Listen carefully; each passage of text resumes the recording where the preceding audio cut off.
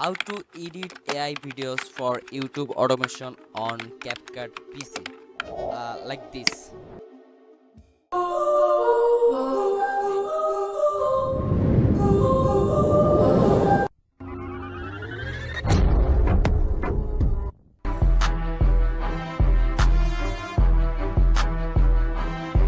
You are beginner or a pro, this guide will make your process faster and easier. So let's go. First of all, open CapCut.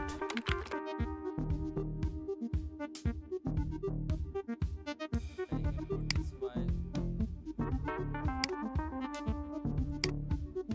Then drag and drop timeline. Zoom in and zoom out. Okay, first select and extract audio. Okay,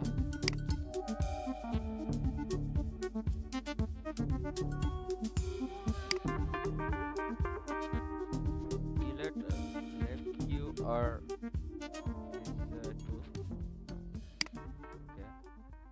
とてもいい日の夜だけどどよめききらめきと君は Cut.